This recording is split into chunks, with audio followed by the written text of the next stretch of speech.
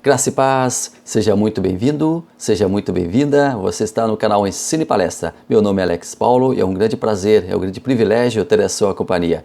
Você que está chegando agora no canal, você que está conhecendo nosso trabalho, convido você a assistir o vídeo até o final. Se gostar, deixe seu like. Se gostar, deixe seu comentário. Se gostar, inscreva-se no canal. Será um grande prazer para nós termos você aqui conosco. E você que já faz parte da comunidade Ensino Palestra, a você a minha alegria, a minha satisfação de sempre tê-la aqui no canal toda quarta-feira, quando nós publicamos o nosso vídeo da semana. E ao longo da semana, a qualquer dia, a qualquer momento, a qualquer instante, nosso canal está aqui de portas abertas para receber você. Nós temos muitas playlists, muitos assuntos aqui no canal e convidamos você a passear por essas playlists, a assistir os vídeos. Fique à vontade, você está em casa. Você está no canal Ensino e Palestra.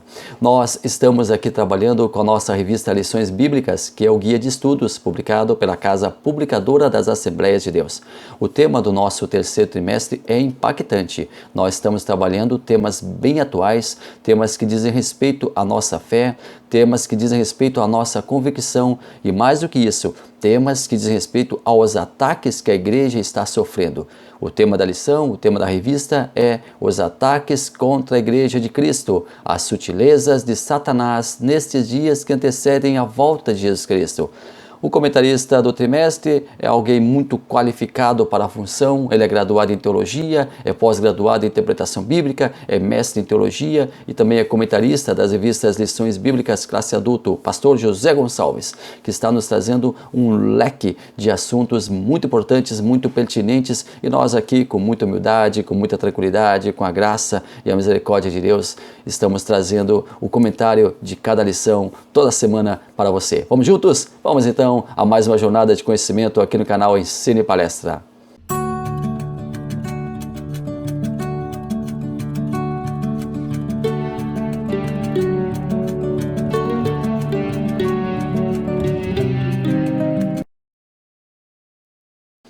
A lição de hoje é a número 4, a sutileza da normalização do divórcio.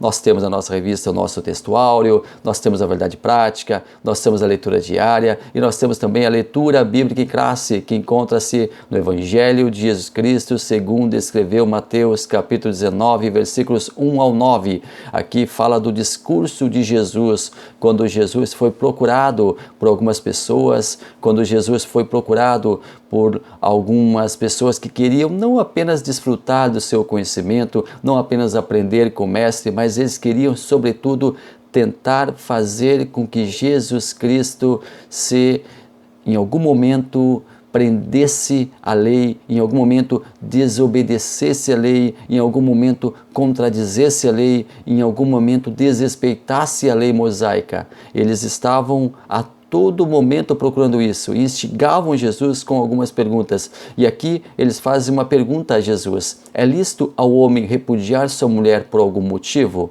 E aí Jesus responde o que eles haviam lido sobre a criação do homem, a criação da mulher. E aí eles continuam a pergunta, eles insistem ainda: então por que mandou Moisés dar-lhes carta de divórcio e repudiá-la?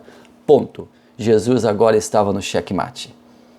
Não mesmo. Jesus, ele vaticina para eles. Moisés, por causa, e é duro com eles, Moisés, por causa da dureza dos vossos corações, vos permitiu repudiar vossas mulheres, mas ao princípio não foi assim. E Jesus continua: eu, porém, vos digo, porque quem estava falando ali tinha autoridade.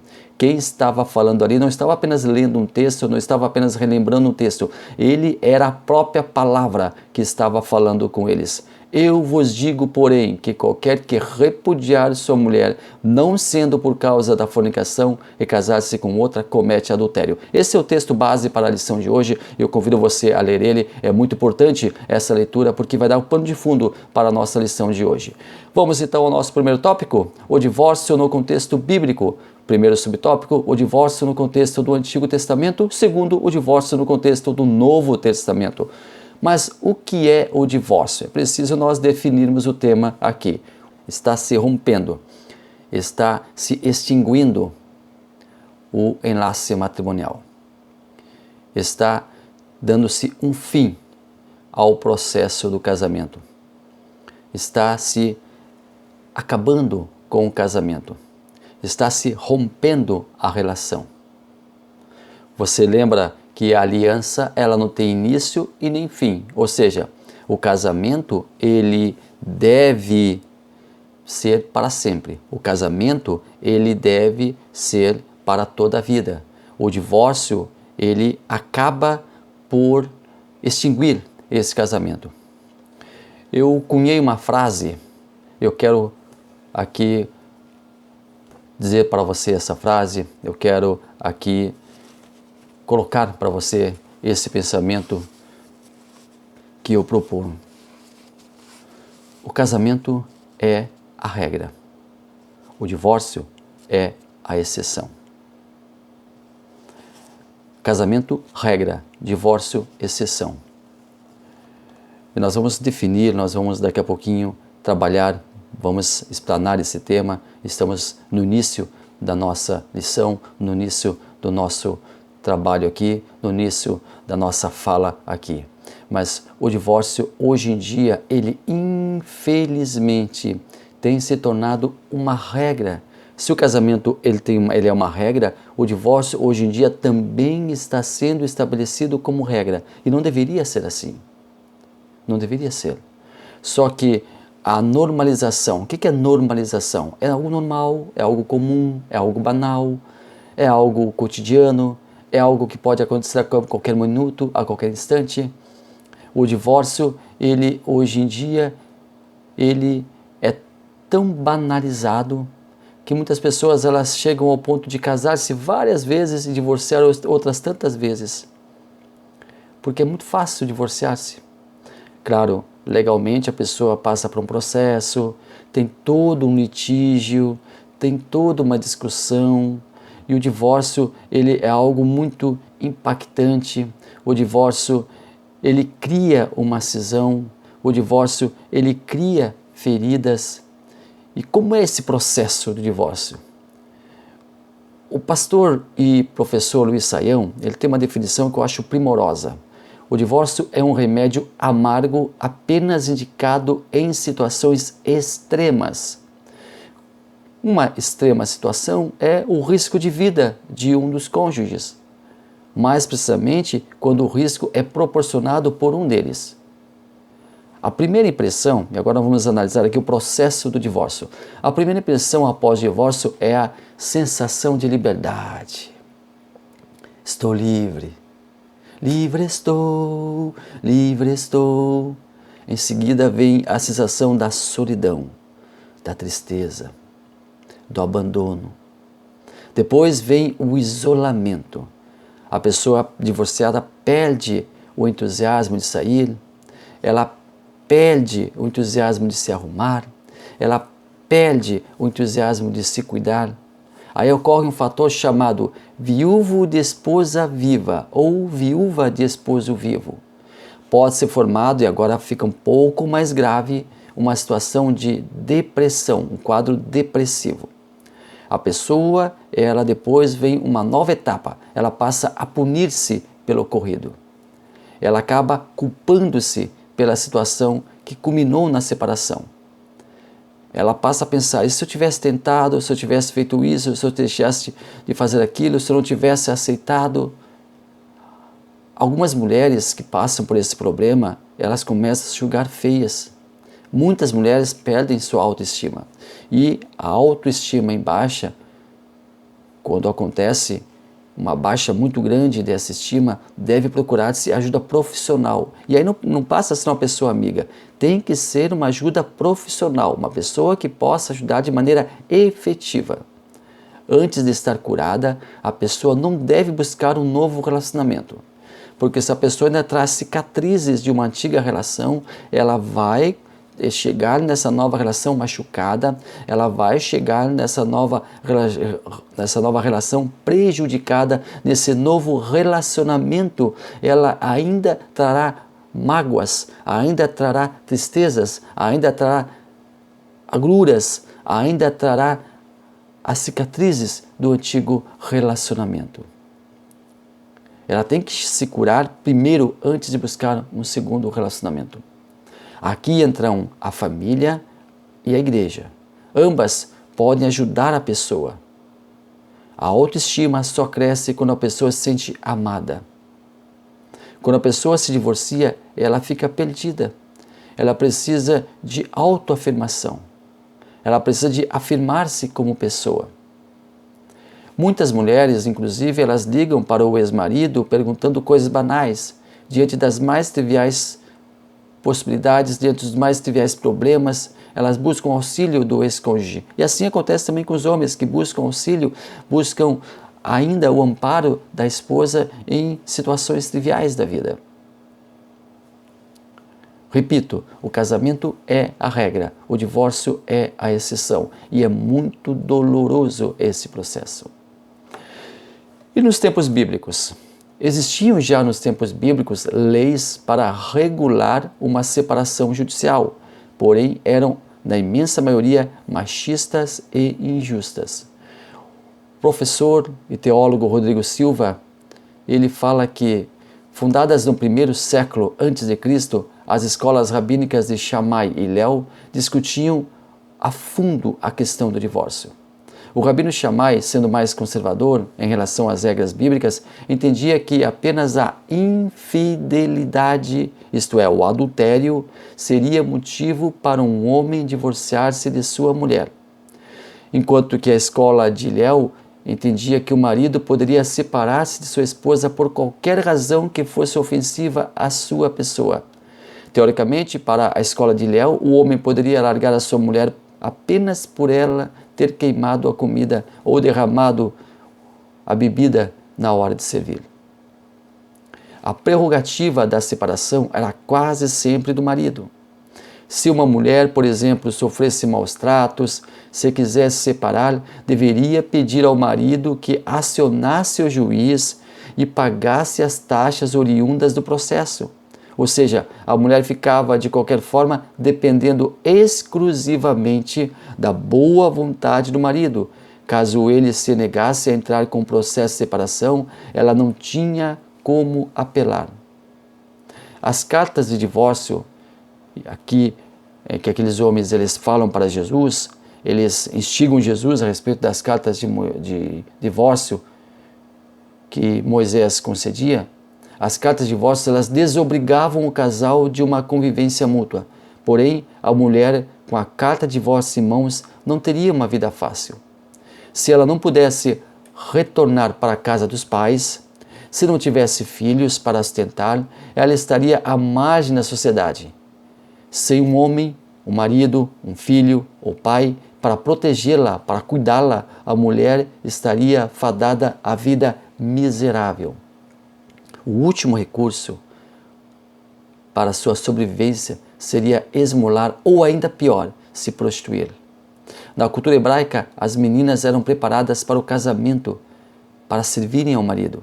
Não havia uma educação para o exercício de uma outra função a não ser do lar. O casamento proporcionaria à mulher ter um homem para preservar a sua vida, ter um homem para tomar conta dela no lugar de seu pai, ter um homem para sustentá-la, ter um homem para protegê-la, ser mãe, ter filhos homens que cuidem dela em sua velhice. No caso do marido conceder à mulher uma carta de divórcio, ela estaria jogada à própria sorte. O mesmo acontecia com as viúvas que não tinham filhos com idade suficiente para sustentá-las.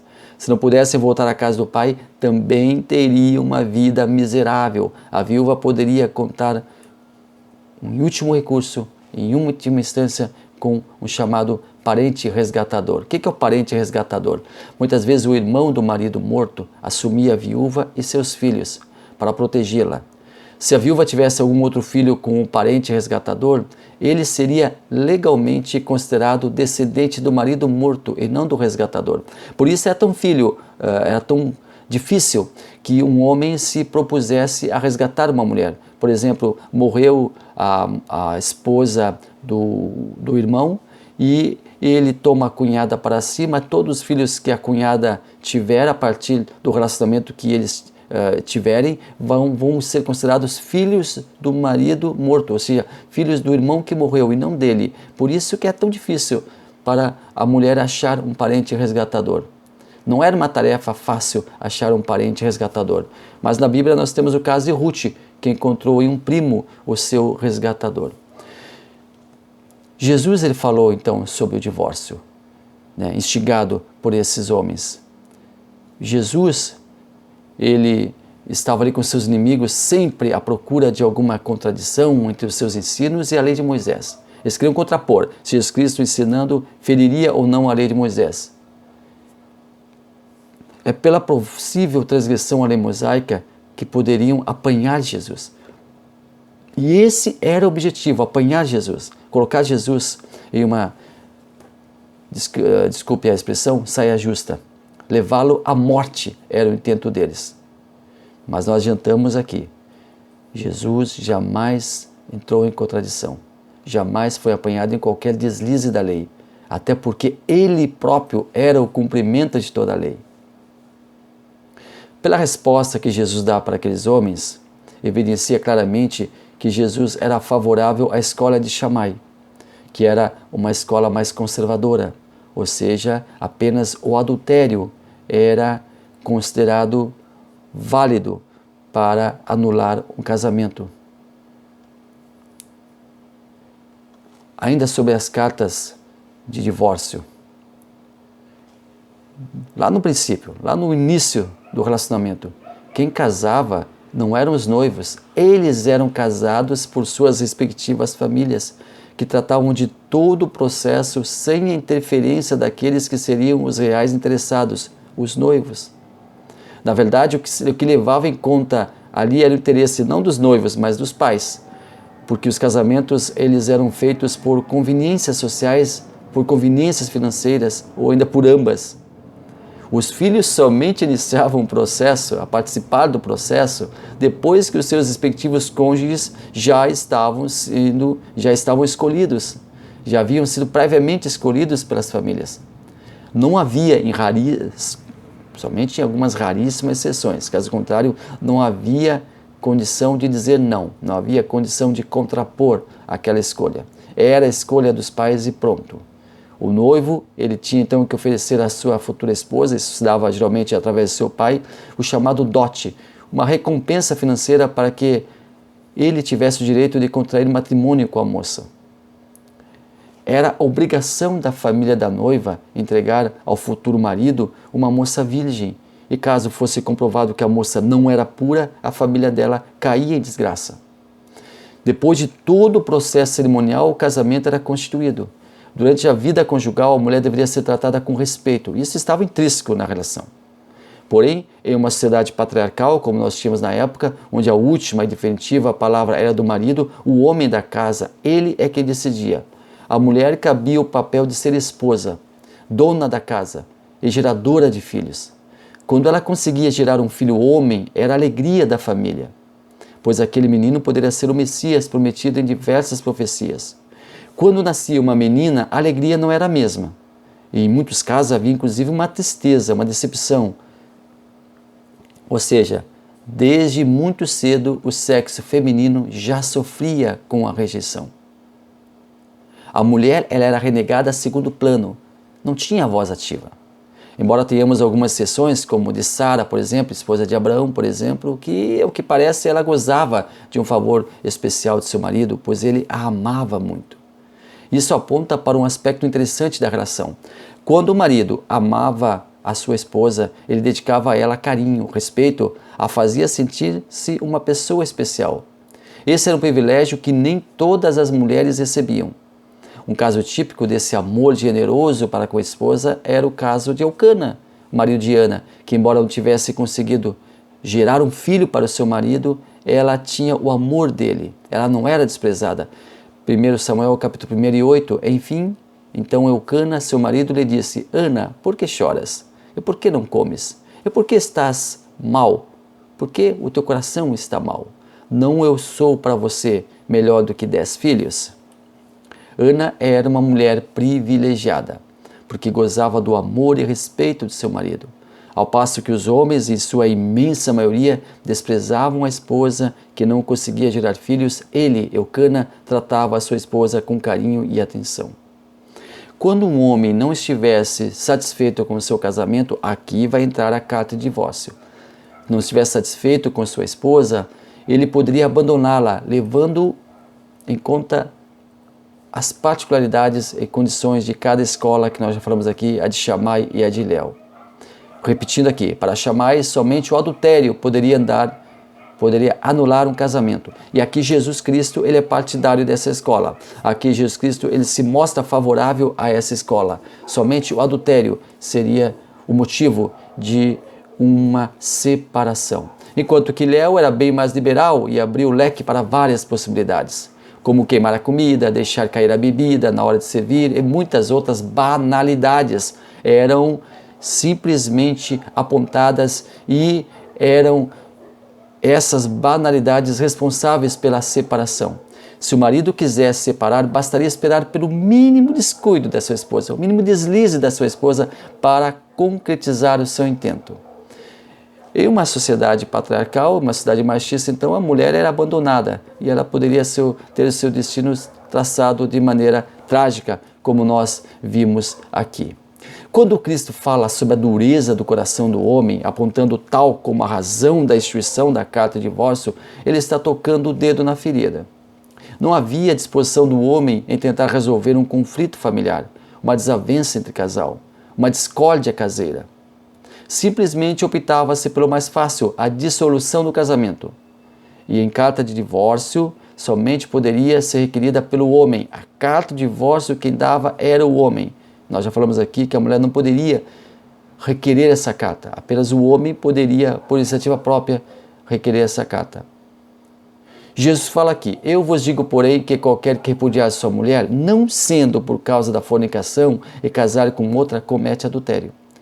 Jesus aqui estava mostrando que, embora a lei favorecesse a dispensa da mulher, caso não acontecesse por adultério, seria inválida. O homem ficaria livre da mulher indesejada, mas acarretaria sobre si o ônus do pecado. Esse Jesus está sendo negligenciado por muitos cristãos hoje em dia, que se dizem seus seguidores. Estão desrespeitando esse ensinamento, estão fechando os olhos e ouvidos para as palavras do Mestre. Jesus, ele fora duro com os seus inquiridores e ainda hoje suas palavras são consideradas muito fortes. Estamos chegando ao nosso segundo tópico, a sutileza da normalização do divórcio. Primeiro subtópico, o divórcio no seu aspecto legal. Segundo, o divórcio no seu aspecto moral. Um casamento é feito de superação.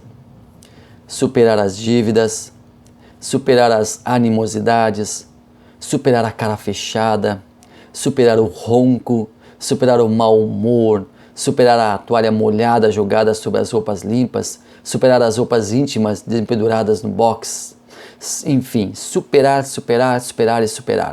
A falta de superação fazia com que os antigos hebreus providenciassem após um erro, muitas vezes involuntário da mulher, a carta de divórcio. Um jornal católico norte-americano publicou a seguinte pesquisa. E aqui a pesquisa feita conforme parâmetros americanos que são muito rígidos para as pesquisas. Ocorre, segundo essa pesquisa, um divórcio a cada 2 casamentos. Já quando o casal frequenta regularmente uma igreja, acontece um divórcio a cada 50 casamentos. Quando o casal tem o hábito de orar em conjunto em sua casa, de orarem juntos em sua casa, acontece um divórcio a cada 1.105 casamentos. Ou seja, aqui nós temos uma excelente luz no final do túnel. E não é um trem, é uma luz que diz que a oração é a chave que pode estreitar o relacionamento, ajudar a superar, ajudar a pessoa a gerenciar o seu casamento, homem e mulher, ajudar a pessoa a entender melhor, a se dispor a discutir a relação, a se dispor a lutar pela relação. O que acontece, o divórcio, ele é a bandeira branca. A pessoa tira a toalha, desiste, acaba, não dá mais, chega, vamos mudar. O divórcio, ele é o fim da linha, mas não precisa ter um fim. Não precisa. Precisa de um início, de um começo ou de um recomeço, de um reagrupamento de ideias. E aqui a oração ela é fundamental nesse aspecto de consolidação do casamento. Tópico 3. O divórcio e a prática pastoral. A pessoa do divorciado e o divorciado como cristão. O divórcio no meio pastoral. Quero convidar você a fazer a seguinte imaginação. Vamos imaginar juntos aqui. Trace a seguinte cena na sua mente. Imagine um pastor que lidera uma igreja, uma comunidade, um rebanho. De repente, na verdade nunca é de repente, sempre é pensado, sempre é premeditado. Esse pastor, ele resolve separar-se de sua esposa. Aqui é um exemplo hipotético, não retrato aqui nenhum caso em particular. É um exemplo genérico. Não houve traição por parte da esposa, simplesmente foi declarado pelo líder religioso incompatibilidade de gênero. Essa palavra aqui ela é usada largamente para muitas vezes tentar se justificar o divórcio. Mas a incompatibilidade de gêneros não aparece apenas no casamento. Ela deve aparecer ali no noivado. Ela já aparece muitas vezes lá no namoro. Mesmo que no namoro tenha a conquista, mesmo que no namoro a pessoa ela use o seu marketing pessoal, ela tente melhorar a sua imagem, ela tente lapidar a sua imagem, mas ela vai acabar em algum momento mostrando o seu verdadeiro caráter, a sua verdadeira personalidade. E aqui a incompatibilidade de gênero já vai ser vislumbrada já no namoro. Não precisa chegar no casamento. Aliás, deixa eu aqui abrir um parêntese. O que é mais fácil? Acabar com o casamento ou acabar com o namoro? O que é mais fácil? Acabar com o casamento ou acabar com o noivado? Porque muitos dizem assim, nós temos alguns clichês no mundo evangélico, e muitos dizem assim: crente namora para casar. Calma lá, alto lá. O crente, como toda pessoa, ela namora para se conhecer a outra pessoa. Ora, dizer para um filho, dizer para uma filha, você arrumou esse namorado, agora vai casar com ele. Não é assim. O namoro é para conhecer. Se a pessoa, no processo de conhecimento da outra, ela notar que a coisa não vai dar certo, ela notar que a coisa vai ser um grande fracasso, que o casamento vai ali na frente se mostrar um grande erro, então imediatamente ela deve acabar com esse namoro. Porque tem o namoro, o processo do conhecimento, o processo do deslumbramento, depois aí já firmam os laços, já vem o noivado, e no noivado as pessoas quer crer-se que já se conhecem bem, já começam a planejar a sua vida a dois, já começam a planejar o seu futuro, mas mesmo assim, mesmo no processo do noivado, se alguma coisa ali acontecer e ficar constatado que o casamento não vai ser frutífero, que o casamento não vai ser algo feliz, que o casamento não vai ser a melhor decisão, então rompe-se o noivado. Porque impor um casamento tendo problemas, impor um casamento com dificuldades que já estão aparecendo, que já estão vindo à tona, impor um casamento com uma situação extremamente negativa para uma das partes ou para as duas partes, isto é impor uma tragédia. Aí já, sinceramente, já está se prevendo um divórcio. Então, para que isso não aconteça, então permita que o seu filho conheça, permita que a sua filha conheça a pessoa, permita que eles conhecer-se aqui diz respeito a conhecer a personalidade, a conhecer a família, que é muito importante também, Porque essa história de, mas ele não é assim, mas ele vai mudar. Ela é assim, mas tem temperamento forte, é meio assim, mas vai mudar. Não vai mudar, não muda, ponto, não vai mudar. Vai continuar a mesma coisa e tende a piorar, e tende a agravar. Então, cuidado, muito cuidado com essa história de crente, casamento de crente tem que inevitavelmente levar a um casamento com aquela pessoa. Não. Namoro é para se conhecer, noivado é para estreitar a relação e também tem aí o conhecimento. O casamento ele deve ser feito com passos certos, com passos seguros. Se não for assim, então não deve acontecer. Repetindo, o que é mais fácil? Acabar com o namoro, acabar com o noivado ou acabar com o casamento? O que é menos traumático de tudo?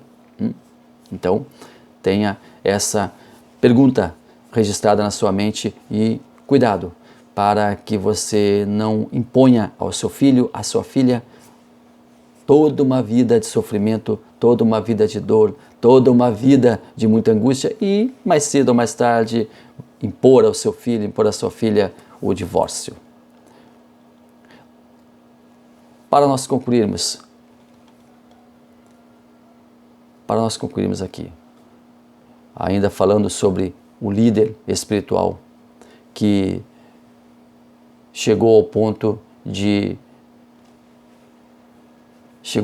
separar-se de sua esposa. Não deu mais certo o casamento, culminou em separação. Ainda dentro do exercício de imaginação que nós propomos aqui, será que esse líder poderia continuar exercendo suas atividades ministeriais? Será que um pastor, depois de divorciado, ele deveria continuar sendo pastor? Mesmo depois dele legalmente constituir a sua nova condição, agora solteiro, será que ele poderia continuar sendo pastor? Será que esse líder poderia continuar à frente de suas atividades ministeriais? Como se nada de anormal tivesse acontecido? Como se fosse tudo absolutamente normal? Como esse pastor, ao ser chamado em um lar para ajudar um casal em conflito, agiria? Quais seriam os seus conselhos? Teria ele interesse na preservação daquele casamento? Iria instruir o casal para continuar tentando se ele próprio desistiu do seu casamento? Não seria uma incoerência? Teria ele crédito para dar tal conselho? Seria respeitada a sua opinião? Isso se o casal tivesse interesse em chamar alguém que dissolveu seu próprio relacionamento para aconselhar sobre o casamento deles. É uma coisa muito séria, uma coisa muito séria. Não seria melhor o pastor então deixar a sua função pastoral? Já que o casamento está inerente à sua função pastoral. O pastor não trabalha sozinho. O pastor não exerce as suas atividades sozinho. Ele tem o apoio, o amparo da sua esposa. O pastor, a figura dele prevalece. A posição dele prevalece. Mas ele tem junto de si, não atrás de si, junto de si, a sua esposa para ajudá-lo no seu ministério. Se ele acha que não é mais importante essa esposa, ele está abrindo mão de parte do seu ministério.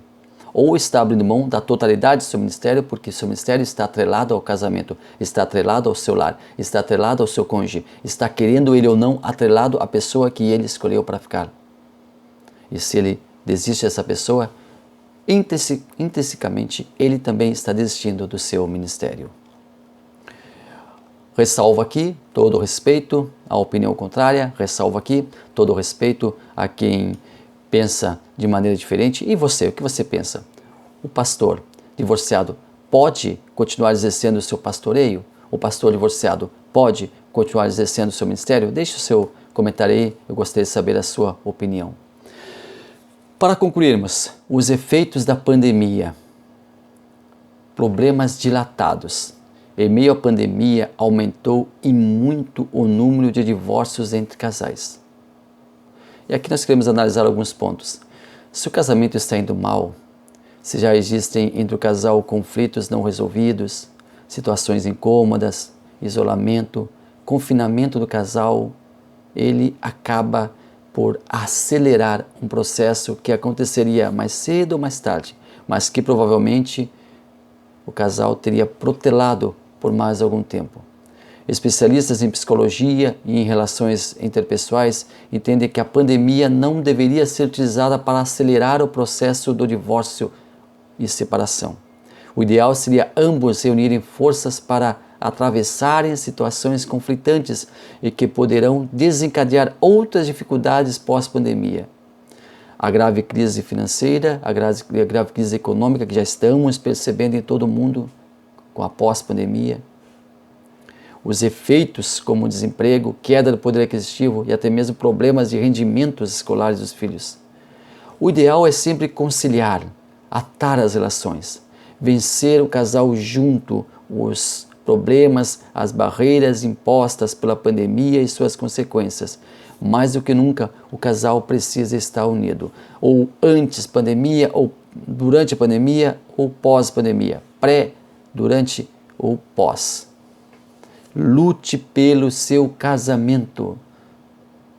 Pare se for necessário, pare se for preciso, converse, dialogue, busque aconselhamento de pessoas idôneas, corretas, de seu pastor, mas de seu pastor se ele não tiver separado, se ele não tiver tomado a decisão de separar também. Seu pastor ele é a pessoa firme, convicta de seu relacionamento, firme, convicta da importância do casamento, alguém que luta pelo casamento, então busque a atenção, busque o amparo dele e busque a atenção, o amparo de Jesus Cristo, do Espírito Santo, de Deus Pai no seu casamento.